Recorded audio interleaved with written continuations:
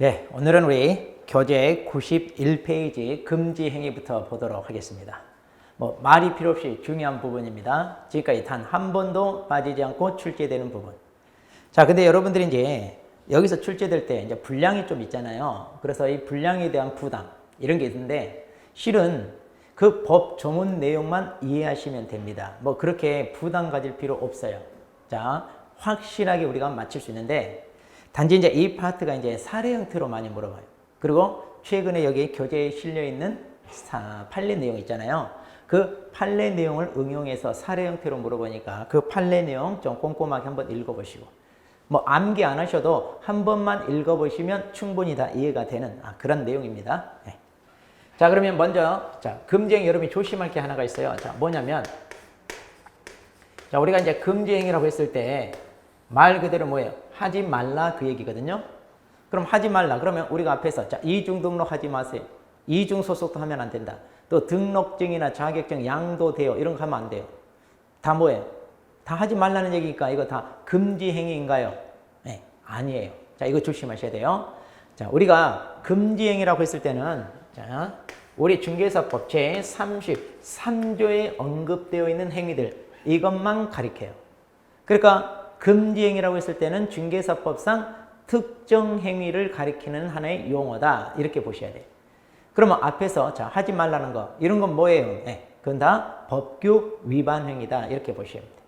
자, 그러면 이게 이제 최근에 개정됐잖아요. 자, 그래서 제1항과 그 다음에 제2항 이렇게 좀 분량이 늘었습니다.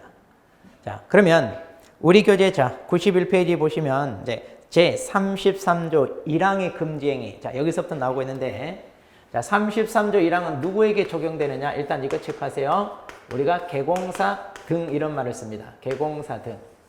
자, 이거 앞에서 예전에 얘기했어요. 우리가 개공사 등 그러면 중개업에 종사하는 사람 모두 다 가리킨다 그랬죠? 자, 그래서 개공사, 소공사, 보조원, 법인의 사원, 임원, 그리고 분사무소 책임자 이런 식으로 중개업에 종사하는 사람 다 가리킨다 그랬어요. 그럼 이렇게 이들 모두에게 적용되는 규정이 우리 중개사법 토탈 5개 있다고 그랬어요. 자, 그거 암기하셔야 되는데, 자, 이거 잘 하고 계시나 모르겠네. 다시 한번 볼게요. 자, 우리가 어떻게 암기했어요? 그거 이중 금지 예방 비결 이렇게. 자, 그럼 이중이 뭐예요? 이중 소속. 이중 소속입니다. 금지 행위. 그리고 사고 예방 교육 있죠? 네. 교육 중에서도 사고 예방 교육, 그리고 이거 비밀 준수. 자, 비밀 준수. 그리고 이건 결격 사유 해가지고 이중 금지 예방 비결. 자, 이 비결은 모두에게 필요한 거다. 이렇게 기억하시면 돼요. 자, 그래서 이중 금지 예방 비결. 자, 그래서 이제 금지행위, 1항도 개공사 등 모두에게 적용돼요. 자, 그런데 2항은 그럼 누구에게 적용되나요? 2항은 이렇게 돼 있죠. 누구든지. 그러니까 중개 의뢰인을 포함한 일반인들. 자, 일반인들이 우리 개공사 업무 방해하는 거. 이게 이제 금지행위로 추가됐죠.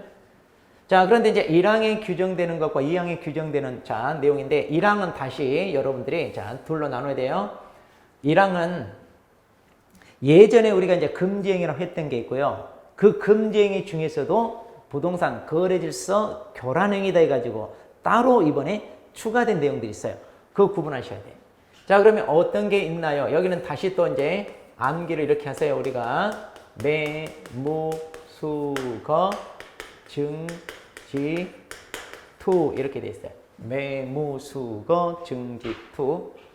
자, 이게 이제 총 7개입니다. 이거 7개가 있고요. 그 다음에 이제 여기 거래질서 교란행위 가지고 8번째, 9번째 2개가 추가가 돼요. 아마 우리 교재는 이걸 2개로 나눠가지고 9번째, 10번째 이렇게 돼 있어요. 자, 조금 이따 이제 보도록 할게요. 그리고 이제 제2항에 있는 거. 자, 제2항에 있는 게 총 몇 가지가 있냐면, 5가지가 있어요. 자, 그렇게 해서 제1항에 있는 이 2가지와 그 다음에 2항의 이 5가지.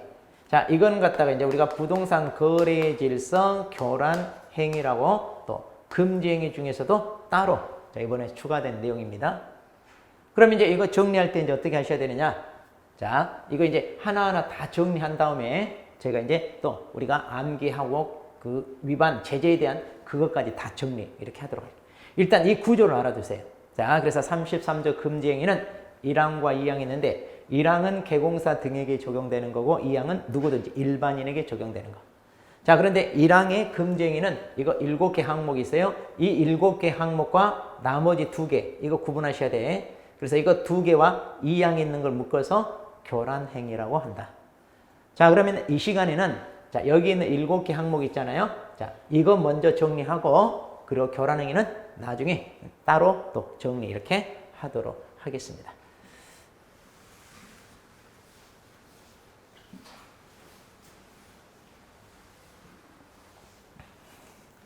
자, 그러면 이제 우리 교재 자 92페이지. 자, 92페이지 봅니다.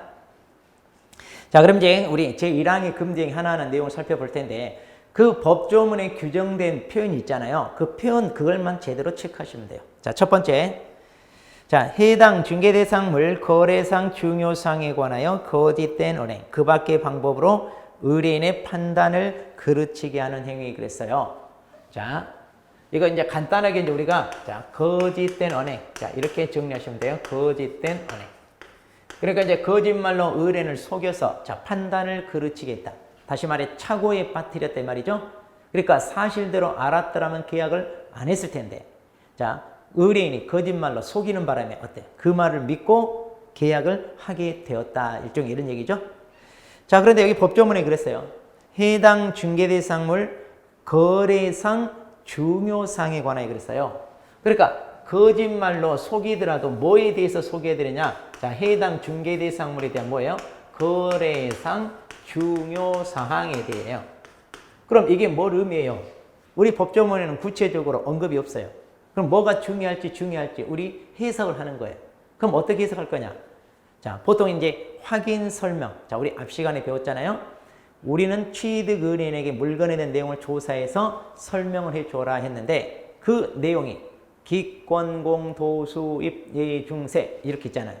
자, 이게 중요하니까 법에서 하나하나 직접 규정을 해놓고 이거 빠뜨리지 말고 설명하시오 이렇게 돼 있어요. 그러니까 그런 항목들은 당연히 뭐예요? 중요하다 이런 얘기죠. 자, 그러니까 여기서 말하는 이런 중요사항은 거기서 언급하고 있는 그런 내용과 어때? 유사하다고 보시면 돼요.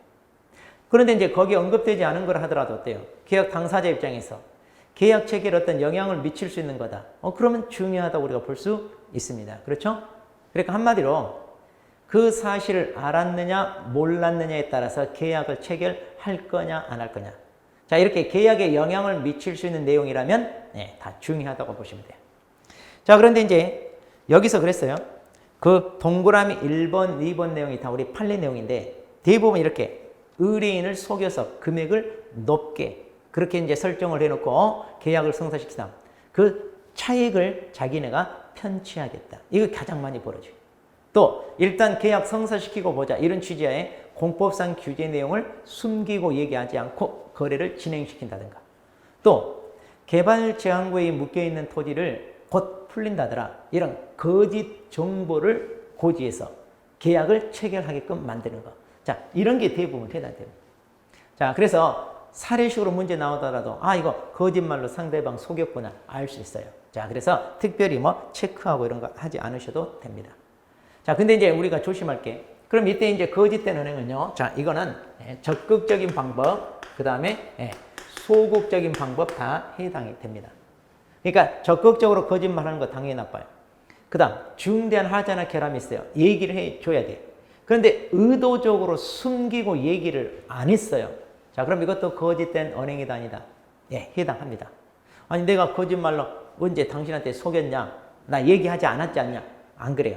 얘기해줘야 할 의무가 있는데 의도적으로 숨기고 안 하면 이게 소극적, 즉 부작위에 의한 거짓말이에요. 자, 그래서 근데 이제 여러분이 또 조심할 게 있는데 뭐냐면 만일 과실로 그러니까 내가 이 중대한 결함이 있다는 걸 알았더라면 얘기를 해 줬을 텐데 게을러서 현장에 가서 조사도 해야 되고 하는데 귀찮으니까 안 갔어요. 그래서 이제 하자가 있다는 걸 발견을 미처 못했어.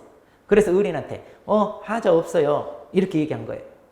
그럼 이런 경우는 내가 상대방을 속이려고 의도적으로 거짓말한 게 아니죠. 네? 그럼 이런 경우는 여기 금지 행위인가요? 네, 아니에요. 자, 여기서 적극적, 소극적인 방법, 자신 말에 고의에 의한 거, 이거 이제 우리가 금지 행위지, 과실에 의한 것은 금지 행위를 하긴 그래요. 자, 이건 오히려 뭐냐면 확인, 설명, 의무. 오히려 확인, 설명, 의무 위반이 될 수 있어요. 과실에 의한 경우는.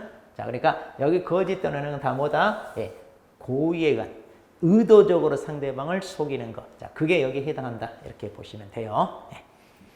자, 그 다음에 두 번째. 자, 중개대상물 매매를 업으라는 거. 자, 중개대상물에 대하여 자, 매매를 업으라는 거. 자, 이것은 이 법정만 체크하시면 돼. 자, 법정. 자, 법정 중개대상물에 대하여 매매를 뭐 한다? 업으로 한다. 그러니까 우리는 중개를 업을 해야지 매매 업으로 하는 건 안 된다. 자, 여기서 이제 매매라는 건 사고 파는 거고 업이라는 것은 계속 반복하는 거잖아요. 그러니까 개공사가 자, 물건을 이렇게 물세가로 다니면서 저평가되어 있거나 또는 금매로 시세에 비해 저렴하게 팔려고 내놓은 물건, 이런 것들을 찾아다니면서 저렴하게 사요. 그래서 이제 이 물건 필요로 하는 사람들이 있으면 그 사람들한테 어때요? 많은 차익을 남기고 이제 되팔죠. 그러니까 중개를 하고 중개 보수 받는 것보다 이런 식으로 저렴하게 취득해서 비싸게 되팔고 그 차익을 챙기는 거, 이게 훨씬 더 수익이 많이 나와. 자, 그러다 보니까 어때요? 한번 발 디디면 발을 뺄 수가 없어. 이게 훨씬 낫거든. 자, 그래서 이제 자기도 모르게 사고 팔고 그 차익을 챙기는 거예요. 자, 이러다 보면 이거 어떻게 보면 투기하는 거와도 같죠. 그래서 부동산 시장을 왜곡시키고 가격에 어때? 거품이 생기게 해요. 그러니까 부동산 시장을 어지럽히는 그런 행위니까 못하게 금지합니다. 자, 그럼 이제 여기서 우리가 논점을 찾아야 돼. 자, 첫 번째 뭐냐? 중개대상물. 그러니까 법정 중개대상물에 대하여 매매를 업으로 하는 게 금지 행위예요. 그럼 법정 중개대상물이 아닌 다른 물건 매매 업으로 했다? 그럼 금지 행위가 아니죠. 그 다음 두 번째. 자, 이거 첫 번째 체크해요. 그 다음 매매라고 돼 있잖아요. 그러니까 법정 중개대상물에 대해 매매를 업으로 해야지 매매가 아닌 다른 거래 형태를 업으로 했어요. 금지 행위가 아닙니다. 그러니까 자, 토지나 상가에 대해서 임대를 업으로 했다? 그거 아니에요. 임대사업자 등록을 내서 하고 싶으면 할 수 있어요. 물론 겸업 위반과 조심해야 돼. 혼동하지 않도록. 예. 그러니까 개인은 할 수 있는데 법인 같으면 임대업 이거 안 되잖아요. 겸업 위반이니까 못해요. 예. 자, 그 다음 업이라고 그랬어요. 업은 어때요? 계속 반복. 그러니까 매매를 하더라도 자기 필요에 의해서 한 번 정도 하는 거. 자, 한 번 정도 하는 것은 그럼 업이다 아니다? 아니죠? 자, 우리도 중개하면서 내 집 마련할 수 있어요. 내가 지금 전세 살고 있는데 이제 돈을 벌어서 내 주택을 마련하고 싶습니다. 그래서 괜찮은 주택을 발견했어요. 살 수 있어요, 없어요? 있잖아요. 또 내가 지금 살던 집 팔고 다른 곳으로 이사를 가요. 거기서 집을 샀어요. 이런 것은 문제가 아니죠. 그렇죠? 그러니까 차익을 남길 목적으로 계속 반복적으로 했을 때가 업이 됩니다. 자, 그러니까 이 문구만 제대로 하는데 법정 중개대상물에 대해 매매를 업으로 한다. 이 문구 중에 하나만 여기에 해당되지 않는 다른 내용이 들어간다? 그럼 금지가 아니에요. 자, 근데 여기서는 중요한 게 있어요. 뭐냐? 자, 이 매매의 상대방. 자, 이 상대방은 어떤 사람이냐? 중개 의뢰인이 아니어야 됩니다. 만일 이 매매의 상대방이 의뢰인이라면 뭐가 되느냐? 예, 그러면 직접 거래가 돼요. 만일 의뢰인이라면 뭐가 된다? 이거 직접 거래가 됩니다. 그러면 직접 거래는요, 의뢰인과 한 번만 계약하더라도 금지가 됩니다. 그러니까 자, 조심하세요. 이때 매매 상대방은 의뢰인이 아니다는 것. 그러니까 자기 사무실 찾아와서 의뢰인과 계약하는 게 아니라 개공사가 이렇게 우연히 돌아다니면서 물건 물세가로 다니면서 발견한 상대방, 그 사람과 계약을 했을 때. 자, 그래서 이것만 조금 조심. 이게 이제 출제가 좀 잘 돼. 왜? 우리가 헷갈릴 수 있는 논점들이 있잖아요. 네. 자, 그 다음에 세 번째. 자, 등록을 하지 않고 중개업을 하는 자. 자, 간단하게 누구예요? 그렇죠. 무등록업자죠. 자, 무등록업자란 사실을 알면서, 그래. 자, 알면서 체크하세요. 그를 통하여 중개를 의뢰받은 행위 또는 등록을 하지 않고 중개업을 하는 사실을 알면서 그에게 자기 명의를 이용하게 하는 것. 자, 이걸 우리가 간단하게 뭐라고 하느냐? 자, 무등록업자. 무등록업자와 이거 우리가 협조행위 이렇게 얘기해. 협조행위. 자, 그럼 이제 우리가 무등록업자와 협조행위인데 이때 전제 조건이 있어요. 무등록업자는 사실을 알면서, 다시 말해 무등록업자인데 뭐가 있어야 된다? 인식이 있어야 돼. 그러니까 무등록업자는 사실 알면서 협조행위해라. 자, 그런데 이 협조행위가 우리 법에 지금 두 가지 언급되어 있어요. 뭐냐? 그를 통하여 중개를 의뢰받거나, 자, 의뢰받는 거 하나, 그 다음에 그에게 자기 명의를 이용하게 하는 거 해가지고 이렇게 두 가지. 자, 이건 간단해요. 자, 그럼 먼저 중개를 의뢰받는다는 게 뭐냐? 자, 여기서 표현이 이렇게 돼 있어요. 중개를 의뢰받는다. 그러니까 무등록업자. 자, 이 사람으로부터, 자, 이 개공사가 중개를 의뢰받는 거냐? 그게 아니고 사람 소개받는 거다. 이렇게 보시면 돼요. 사람. 그러니까 매도인, 매수인을 소개받아서 계약을 성사시킵니다. 그리고 중개보수 받아서 그 사람 소개비로 얼마 이렇게 몇 대 몇으로 나눠 갖는 거. 이게 바로 협조행위입니다.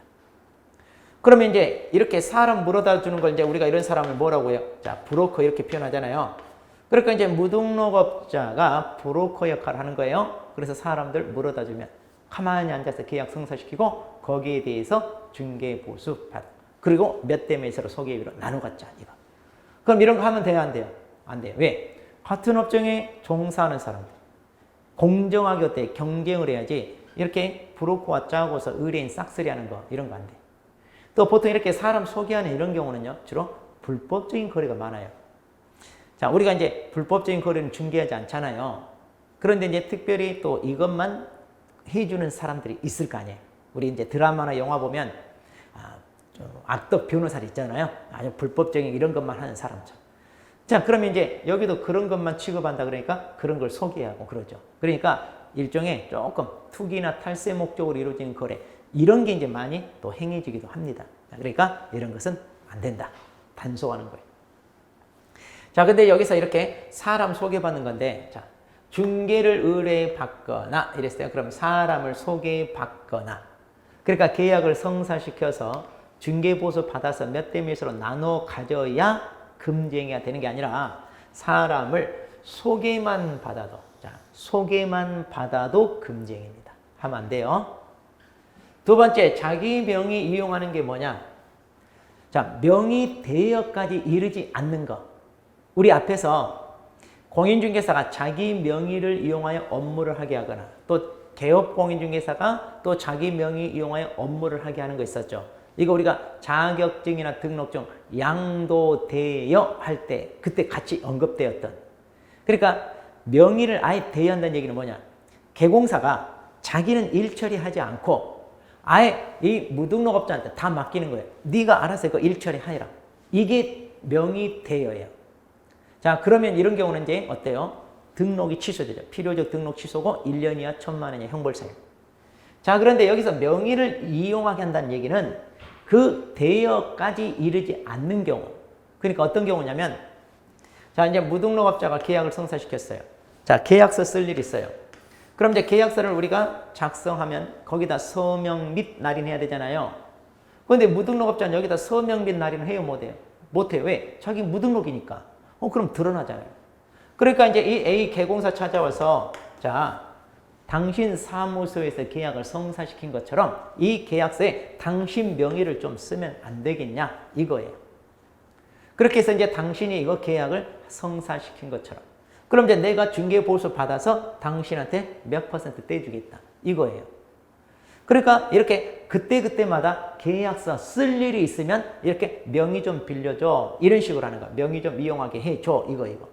그러니까 아예 어때요? 중개 업무를 이 사람한테 맡기는 건 아니죠. 자기 업무를 하면서 그때그때 필요해서 계약서 쓸 일이 생기면 잠깐 당신 명의를 이 계약서에 이용하게 해달라. 이거예요. 자, 이게 이제 여기 해당된다고 보시면 돼요. 자, 그러면 이제 자기가 여기다 서명 날인합니다. 그럼 나중에 문제가 생겨요. 당연히 A가 책임을 다 져야 돼요. 그러니까 이런 건 하면 돼야 안 돼요? 안 되죠. 그러면 무등록업자가 더 활개치고 이렇게 돌아다닐 거 아니에요? 아예 싹을 잘라야 돼. 못하게. 자, 그래서 이게 이제 무등록업자와 협조행위. 자, 간단합니다. 뭐 그렇게 이건 사례로 낼 만한 것도 없어요.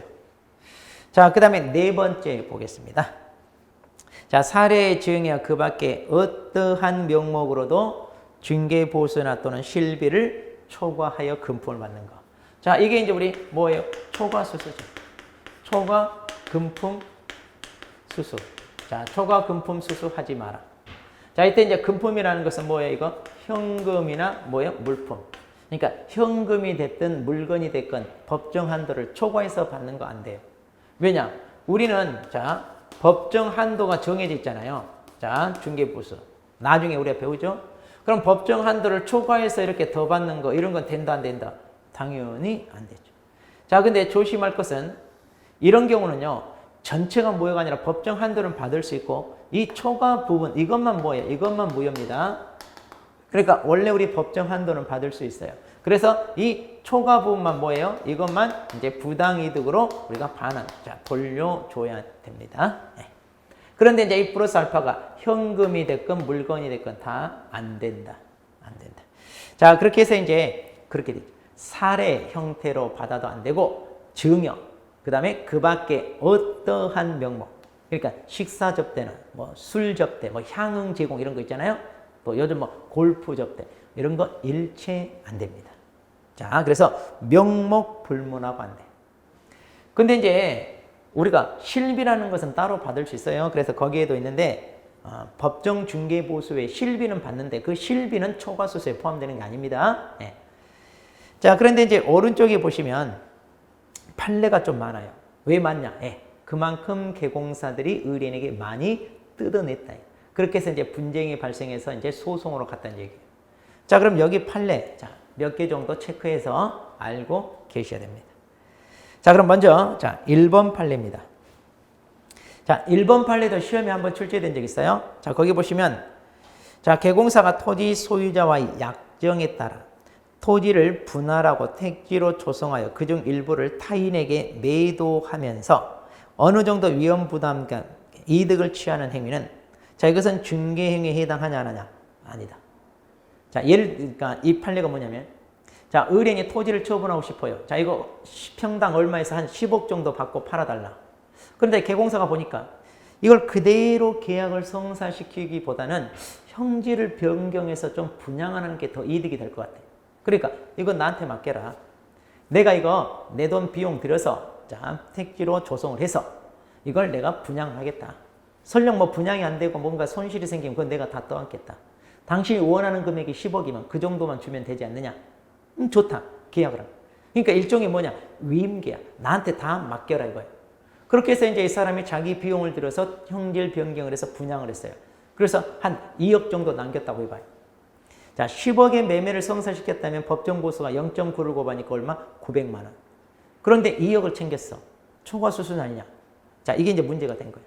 자, 근데 이건 초과수수가 아니다. 왜? 중개행위에 대한 대가가 아니다. 그 얘기예요.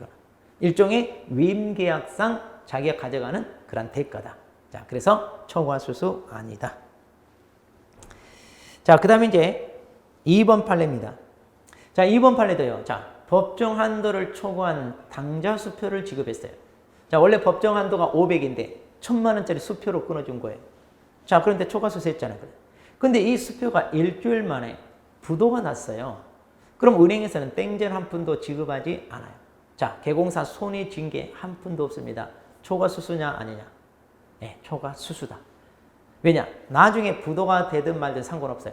맨 처음 주고받을 때 수수 당시 그때를 기준으로 판단합니다. 그러니까 나중에 부도가 났건 아니면 나중에 초과 부분을 돌려주었건 상관없어요. 자, 초과수수 인정이 됩니다. 자, 그 다음에 자, 3번 판례입니다. 3번 판례인데 우리가 중개보수 계산할 때 분양권 같은 경우 어떻게 해요? 총 분양대금에다가 프리미엄을 더하는 게 아니라 기납입금에다 프리미엄을 더하라 그랬죠? 그러니까 본인이 계약금, 중도금, 납입한 금액만큼 거기에다가 프리미엄을 더해서 계산해라. 그걸 거래 금액으로 삼아서 여유를 곱하는데 자, 이 사람은 총 분양대금에다가 프리미엄을 더해서 이걸 거래 금액으로 삼고 여유를 곱한 다음 계산한 거예요. 그럼 당연히 중개보수가 많아지죠. 이거 초과수수도 아니다. 네, 초과수수. 근데 이제 이 사람은 나 그렇게 계산한 줄 몰랐다 이거죠. 자, 근데 이거 법률의 착오로 인정했어요, 안 했어요? 안 했죠? 자, 이것도 초과수수다. 자, 그리고 이제 4번, 5번 판례는 그거예요. 중개 대상물이 아닌 것은 당연히 뭐예요? 중개보수 규정이 적용되지 않죠? 우리 앞에서 겸업 배웠잖아요. 겸업도 중개업이 아니니까 그런 업무를 수행하고 받는 수수료, 여기는 당연히 중개보수 규정이 적용되지 않죠. 네. 자, 이렇게 이제 읽어보시면 됐습니다. 자, 그 다음 이제 5번째 보겠습니다. 자, 우리 교재 94페이지입니다. 자, 관계법령에서 양도나 알선 등이 금지된 부동산의 분양, 임대 등과 관련 있는 증서 그랬습니다. 자, 증서. 자, 그럼 이렇게 부동산 분양, 임대 등과 관련 있는 증서가 있어요. 그러면 이 증서를 매매한다고 할 때, 또 교환한다고 할 때, 이건 나서서 중개하면 되느냐? 안 된다는 얘기예요. 왜냐? 자, 이런 증서는 뭐냐? 이거 뭐냐? 자, 거기 보시면 이제 동그라미 1번에 이제 입주자 저축 증서 이렇게 쭉 나오잖아요. 자, 이건 다 외울 필요 없어요. 하나, 우리가 입주자 저축 증서인데 이걸 일명 청약 통장이라고 하죠. 자, 그럼 이렇게 청약 통장이 있어야 우리가 아파트 분양을 받잖아요. 자, 그런데 거기 법조문이 그랬어요. 관계 법령에서 양도나 알선 등이 금지된, 그러니까 청약 통장 같은 경우는 주택법에서 양도도 하지 못하고 이거 알선도 못하게 금지해 놨어요. 왜냐? 이게 투기 목적이 악용되니까 이건 거래 대상이 아니에요. 알선도 못하게 돼 있어요. 만일 이거 하다 걸리면 이거요, 주택 공급 질서 교란행위다 해가지고 주택법에서 3년 이하 또는 3천만 원 이하로 처벌됩니다. 자, 이런 식으로 이제 투기에 악용되기 때문에 아예 거래 자체도 못하게 하고 알선도 못하게 막아놓아요. 이게 이제 부동산 분양, 임대 등과 관련 있는 증서이기 때문에. 그래서 이게 있어야 우리가 아파트 분양을 받잖아요.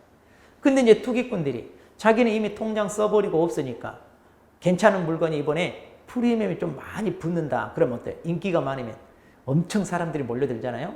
그래서 경쟁률이 엄청나죠. 청약 경쟁률. 그러니까 이제 투기꾼들 달려와서 그 통장 나한테 팔아라. 이렇게 해서 이제 통장 거래가 이루어집니다. 물론 불법이지만. 그런데 여러분들이 거기 나서서 이런 증서 거래가 이루어지게끔 중개를 하고 있으면 되느냐? 당연히 안 된다는 얘기죠. 오히려 투기하라고 여러분이 도와주는 꼴이에요. 자, 그러니까 이런 증서는 당연히 거래도 안 되지만 여러분은 중개도 하면 안 된다. 또 매매업으로 하는 거 더더군다나 안 되죠. 자, 간단해요. 그냥 증서는 중개도 하지 말고 매매업 하지 마라. 이 정도만 하면 돼요. 자, 간단해요. 자, 그 다음에 이제 6번째. 자, 직접 거래 쌍방대리 하지 마라 그러는데, 자, 이게 시험에 잘 나와요. 왜 잘 나오느냐? 논점이 좀 많아. 자, 그래서 6번째. 자, 여기서 이제 우리가 직접 거래가 있고, 자, 쌍방대리가 있습니다. 자, 그럼 먼저 직접 거래. 자, 이 직접 거래도 이제 보통, 자, 매매 계약을 매도인과 매수인이 중개사무소 통하지 않고 자기네 둘이 만나서 계약해. 이걸 이제 보통 우리가 직거래했다 이러잖아요. 자, 그러니까 그때 쓰는 표현하고 여기에서 조금 구분해서 쓸 필요가 있어요. 자, 우리 중개사법에서는 직접 거래, 아무런 얘기 없이 그냥 직접 거래 이렇게 나오면 금지 행위를 가리키는 하나의 특정 용어다 이렇게 보시면 돼요. 자, 그리고 이제 매도인과 매수인 뭐 직접 만나 거래했다 뭐 이런 표현을 써요. 그럼 아, 이건 자기네 둘이 계약했나 보다 알 수 있게끔 그렇게 표현을 해줘요. 근데 그런 말 없이 그냥 직접 거래 이러면 뭐다? 금지 행위를 가리킨다 이렇게 보시면 돼요. 자, 그러면 직접 거래가 뭔가요? 자, 직접 거래. 자, 갑이라는 사람이 자기가 가지고 있는 물건이 있어요. 자, 이걸 처분하기 위해서 자, A라는 개공사를 찾아옵니다. 자, 지금 조그만 사업을 하는데 상황이 안 좋아서 지금 부도가 나게 생겼어요. 어음을 빨리 메꿔야 돼. 근데 은행 대출도 막혔어요. 그러다 보니까 이제 할 수 없이 자기 부동산이라도 처분을 해서 어음을 메꿔야 돼. 그러다 보니까 이제 시간이 부족해요. 급내로 시세에 비해 저렴하게 좀 빨리 처분해달라. 자, 이렇게 찾아옵니다. 그러니까 이제 개공사가 물건도 보니까 괜찮아. 근데 급하다고 시세에 비해 저렴하게 나왔어요. 앞으로 또 가격도 오를 만한 가치가 있는 그런 부동산이에요. 그러니까 남 소개하지 아까우니까. 그럼 그건 나한테 팔아라. 자, 이런 식으로 자, 의뢰인과 계약을 체결하는 것. 자, 이게 바로 뭐다? 이게 바로 직접 거래. 자, 시험에 가장 많이 출제되는 내용이 왜? 논점이 많아서. 자, 그러면 이제 하나하나 보겠습니다. 일단 직접 거래는 뭐냐면 자기 사무실 찾아온 누구? 의뢰인. 자, 의뢰인과 계약을 했을 때 물론 이때 의뢰인은 꼭 이 물건 소유자 본인이 아니어도 돼. 대리인이나 수임인이어도 됩니다. 자, 대리인이나 수임인 그들이 찾아와도 계약해도 직접 거래가 돼. 그 다음 두 번째. 그럼 이제 이 의뢰인과 거래를 했는데 이 거래는 어떤 거래냐? 자, 이 거래는 자, 종류를 불문합니다. 그러니까 매매계약, 교환계약, 임대차계약, 뭐 저당권 설정 다 포함해요. 여기는 특정해서 언급하지 않았어요. 매매를 하지 마라 이렇게 언급되어 있지 않아요. 다 해당. 그 다음 세 번째. 그럼 이 거래가 자, 업으로 하지 마라 이 말이 없어요. 그러니까 일회성 딱 한 번만 하더라도 그럼 직접 거래인가? 예, 한 번만 하더라. 자, 그러니까 우리 저기 매매업 하지 마라 저것과 혼동하시면 안 돼. 자, 저기는 매매라고 거래 형태를 딱 특정을 했고 또 업으로 해야 된다고 그랬잖아요. 근데 여기는 그런 말이 없어요. 그러니까 매매업과 이 직접 거래를 비교하면서 정리하셔야 돼. 자, 어려운 건 없어요. 직접 거래 시험 문제 나오면 가장 많이 물어보는 거 거의 뭐 90% 이상 물어보는 게 다 이거예요. 그 상대방이 누군가 이걸 꼭 체크하세요. 이거. 자, 러시아어로 문제 낸 게 아니에요. 우리나라 말로 했어요. 그리고 이 사람이 의뢰인지 아닌지 분명히 그런 말 써줘요. 그것만 찾으면 돼요. 어렵지 않아요. 네. 자, 그런데 이제 이 직접 거래와 관련하여 우리가 또 몇 가지 좀 체크해 보겠습니다. 자, 직접 거래는 자, 자기 사무실 찾아온 의뢰인이라고 그랬어요. 자, 그런데 이 의뢰인이 물건을 팔아달라고 하는데 물건이 괜찮아. 근데 가격이 조금 부담스러워. 혼자 사기는 힘드니까 다른 개공사 B를 불러다가 자, 공동으로 매수를 합니다. 그럼 이렇게 공동으로 매수했을 때 둘 다 직접 거래가 되나요? 자, A한테는 이 갑이 자기 의뢰인입니다. 그런데 B라는 개공사한테는 이 사람이 자기 의뢰인이 아니죠. 그러니까 A만 뭐예요? A만 직접 거래고 이 B라는 개공사는 직접 거래가 아닙니다. 왜? 이 의뢰인이 자기 의뢰인 아니에요. 그러니까 공동으로 매수하더라도 A만 직접 거래, B는 아니다는 거. 예. 그 다음. 자, 또 이제 이런 경우가 있어요. 자, A한테 의뢰를 했어요. 그런데 이제 A가 직접 산 게 아니라 자, 다른 개공사 B한테 이 물건 괜찮다고 소개했어요. 그래서 이 B라는 개공사가 자, 이 값과 이렇게 계약을 했습니다. 그러면 이 B라는 개공사 직접 거래인가요? 당연히 아니죠. 왜? 이 사람이 자기 의뢰인이 아니에요. 다른 개공사한테 의뢰를 한 거예요. 그래서 이 다른 개공사가 이 둘 사이의 계약을 말하자면 중개를 한 거예요. 그러니까 이런 식으로 다른 개공사 중개로 계약을 했다? 그럼 이런 것은 직접 거래가 아니에요. 자, 그런데 이거 외우고 말 것도 없어요. 왜? 자기 의뢰인이냐 아니냐 이것만 따지면 돼요. 아니잖아요. 직접 거래가 아닙니다. 자, 그 다음. 자, 자기 계약. 자, 이번에는 중개를 의뢰한 게 아니라 대리권을 수여했어요. 당신이 알아서 계약을 성사시켜라. 그러니까 알았다 해가지고 이제 이 A가 상대방을 찾아서 계약을 진행해야 되는데 가만히 생각해 보니까 이 물건이 너무 괜찮아. 이거 내가 사고 싶어. 그래서 자신이 이 물건을 취득합니다. 자, 그러면 어떻게 되느냐? 이 A는 매도 대리인이 됩니다. 자기가 매도 측 대리인이 돼요. 그리고 매수인은 뭐예요? 자기가 매수할 때는 이때는 어떤 신분이에요? 이때는 뭐예요? 개공사 신분이 되죠. 그러면 자, 개공사가 대리인과 뭐예요? 계약을 한 셈이네요. 그럼 아까 의뢰인과 계약하면 직접 거래인데 그 의뢰인은 본인뿐만 아니라 대리인, 수임인 포함한다고 그랬죠. 그러니까 대리인과 계약을 한 셈이네요. 자, 그러면 이거 직접 거래입니까? 아닙니까? 자, 이렇게 자기 자신이 매도인도 되고 매수인 되는 거. 이걸 갖다가 뭐라고 하냐? 이걸 자기계약이래요. 자기계약. 자, 민법에서도 나와요. 그런데 민법에서는 동의해서 그래? 당신이 산다고? 그래, 그럼 당신이 사. 이렇게 동의를 해줬다 하더라. 동의를 했다. 인정이 돼. 왜? 민법은 사적 자치가 적용돼요. 자, 그런데 우리 중개사법은 이렇게 매도인 측이 동의를 해줬다 하더라도 이건 뭐가 되느냐? 이건 직접거래가 돼요. 자, 이건 직접거래. 자, 대리인과 개공사 체결한 거예요. 그러니까 직접거래. 그러니까 간단해요. 그냥 상대방이 의뢰인이냐 아니냐 그 신분만 확인하면 됩니다. 자, 이렇게 해서 우리가 직접거래. 자, 그런데 이제 자, 오른쪽에 보시면 이제 우리가 95페이지 이제 쌍방대리인데 쌍방대리는 말 그대로 양쪽을 다 대리. 그러니까 매도인 측으로부터 대리받고 매수인 측으로부터 대리받는 거 있죠. 그래서 계약 자체를 자기가 혼자서 성사시킵니다. 그럼 계약서도 자기가 써요. 그럼 계약 내용을 자기 입맛에 맞게 얼마든지 좌지우지할 수 있어요. 그러다 보면 편파적으로 한쪽은 유리하게 한쪽은 불리하게 계약 내용을 작성할 수 있습니다. 그럴 수 있잖아요.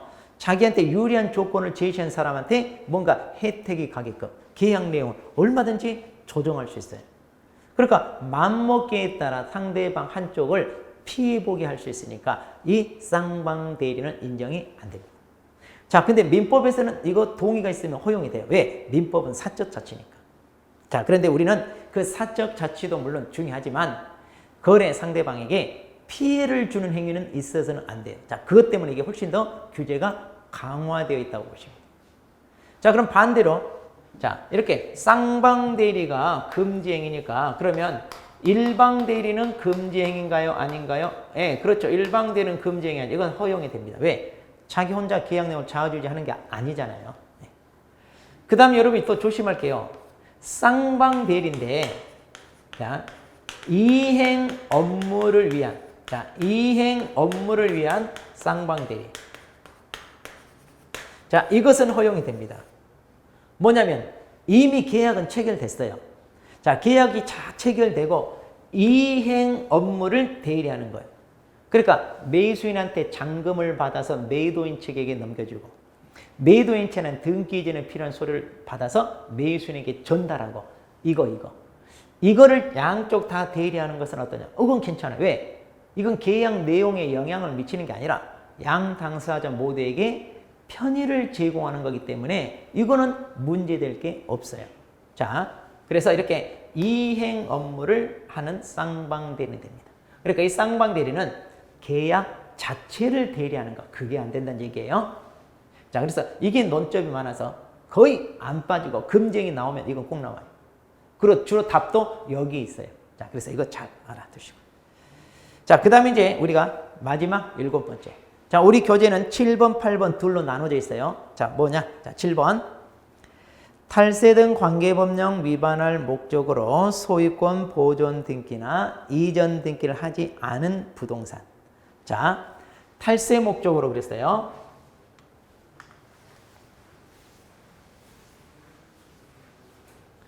자, 거기 법조문에 보시면 그랬잖아요. 탈세 등 관계법령 위반할 목적으로 보존 등기나 이전 등기를 하지 아니한 부동산.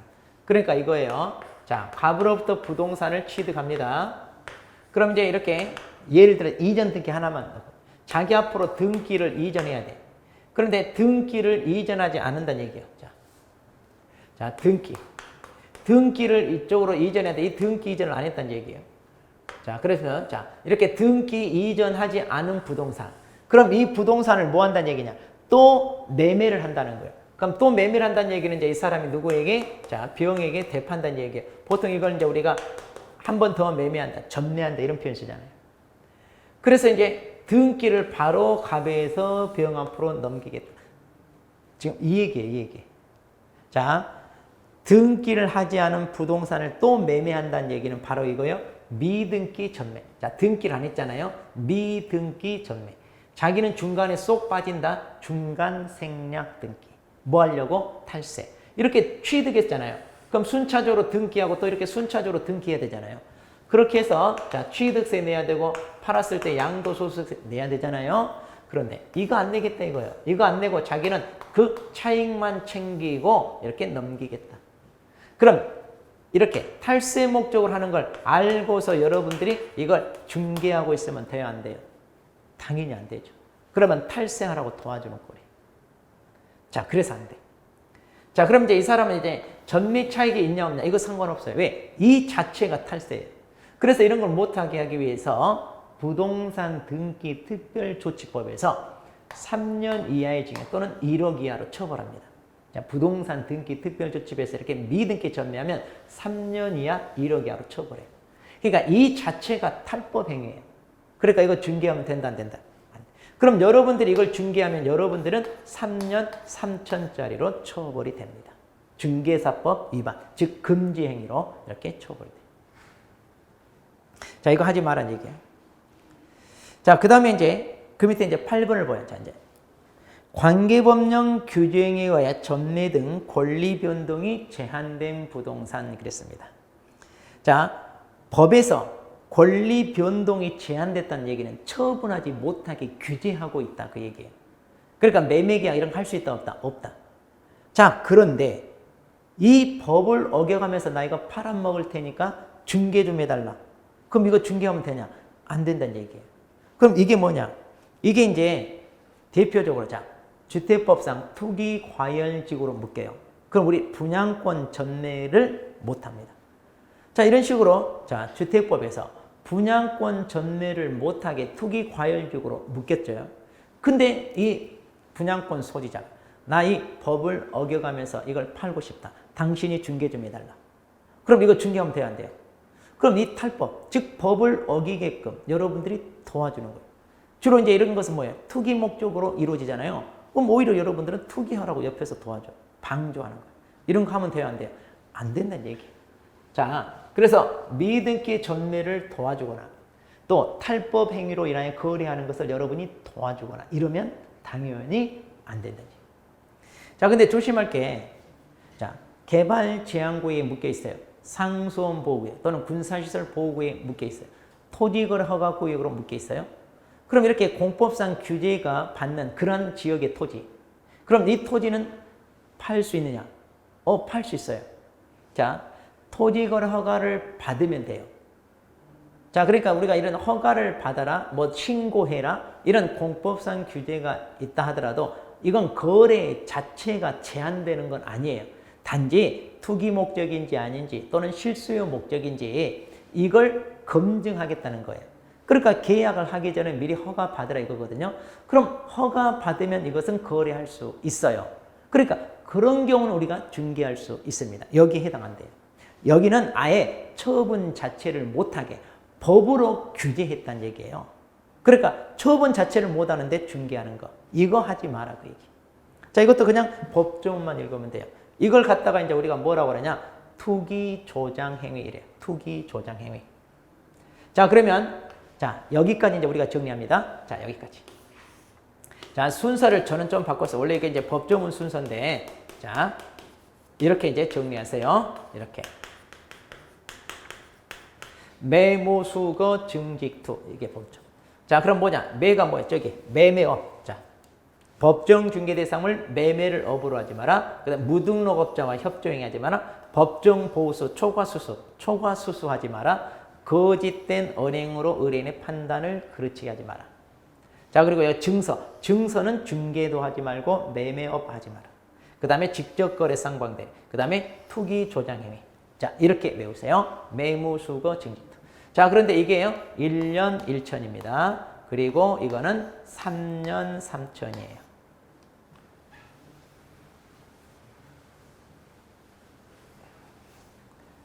자, 3. 그런데 이제 이러한 금지 행위를, 자, 개공사가 위반했어요. 자, 개공사가 위반했어요. 그러면 뭐다? 임의적 등록 취소가 되고요.